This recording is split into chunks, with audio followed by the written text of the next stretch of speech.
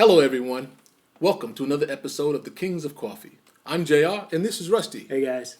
So today we're going to talk about some brewing methods, two to be exact. One called the Costa Rican method, and the other the espresso. Right. In addition to those two methods, JR, we understand there are a lot of different brewing methods out there, and there's no way we can capture them all here today. In fact, one of our partners, Vern, is going to be coming to you guys and talking about something called the AeroPress method, as well as a couple of others. But today we just want to focus on these two. So, what do you got? Well, today I chose the Costa Rican method. Okay. This is something that I sort of learned. I'm not quite sure if that's what we used to call it back then, but in New York as a child or as a young man, my friends' parents, most of Hispanic, Latino, would make us coffee. And the way the moms would make it is they would use this, for lack of the correct word, a sock. It looks like a sock, Right. with a piece of wire in the top and a piece of wire hanging out. We could call it a strainer maybe. So they would take this strainer and they would put coffee in it, whether they grind their beans or they use something that they called Bustelo back then. That was the coffee we like to use. Yeah. And they would take water and boil it as they had a cup or a pot underneath this sock. And they would take the hot water after it boiled and pour it into the sock. And after the water would run through the grounds, they would just take the strainer and put it to the side for future use. And they would mix milk or cream with sugar. Right. And man, the coffee was really great. Wow. So okay. So then this device, right, this strainer, is something you don't toss it. You can use it over and over again. Yes, it's something that you could buy from any bodega in New York City, little Spanish markets. They would sell them. Wow, that's impressive. Okay, pretty cool. JR mentioned Bustelo. I had my first introduction to Bustelo over 25 years ago, and he actually made it for me when we were active duty Air Force overseas. And as a guy who was new to coffee, I got to tell you, it was pretty strong. It had quite a kick. It stayed with you for a while.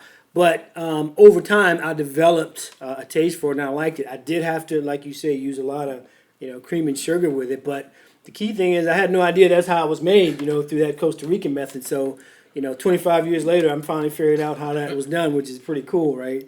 The other method that we're talking about today is called the espresso method. I do believe that one of the mistakes a lot of folks make is they think of espresso as a type of coffee. But espresso is really just another brewing method, right? A little different. You have what's called a portafilter, right, in your espresso machine, which has a long handle on it. It's kind of heavy. At the end, it's silver and round, 360 degrees. So you take this finely ground coffee, right? A particular grind is necessary, just ground up. It goes into the portafilter.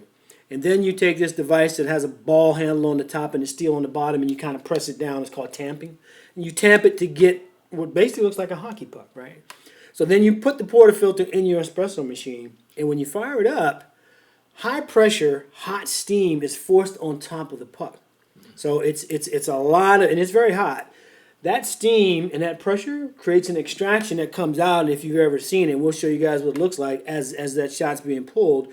It comes out, evenly on both sides, but it's only going to be about 2 ounces, right? It's a method in the sense that it's not a flavor, which basically means that, you could take a French roast bean, for example, and go to your barista and say, I would like this French roast done with an espresso brewing method. They would do the same thing when they grind it up. Or you can use an Italian roast, which would be pretty cool if you consider that, espresso originated in Italy.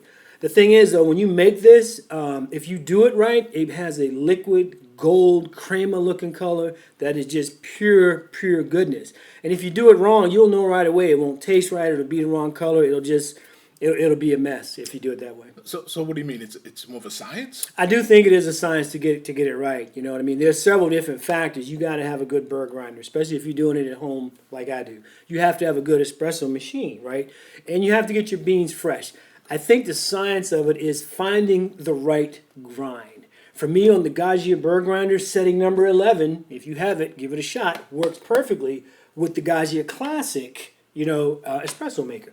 But before I got there, the science was, grinding it on number 7. It would be too fine, so it would take too long to come through. Putting it on something like 15 to 20, it makes the grounds too loose, and it would come through, and it would just be ugly. So I probably went through dozens of shot attempts to get it right. That is the science, is that it takes a long time to get it right. But in your home environment, when you got the right grinder, you got the right setting, you got the fresh bean, you got the right machine, once the science has been completed, you can repeat that process over and over and over. And every shot that you pull is going to be just as good as the last one, which really makes it taste good. Wow.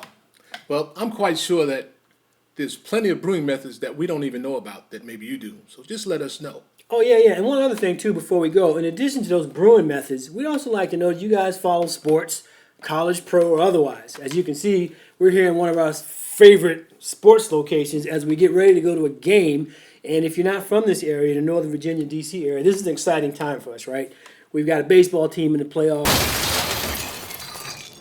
Our hockey and NBA franchises are in the preseason. And then there's our NFL team, the Redskins, who are also in season, but not doing very well. And every year they cause a particular amount of angst amongst those of us that have been, with them year in, year out for decades. I mean, since growing up. So as JR mentioned with the brewing methods, we thought it would be kind of cool to find out if there are sports teams that you like, that you have the same fan kinship and relationship with. What sports teams do you follow? Speaking of follow, thanks for watching. And follow us. Here's our social media below. Yeah, guys. Again, we appreciate you guys being on the Kings of Coffee. We look forward to the next episode. Take care. Thank you.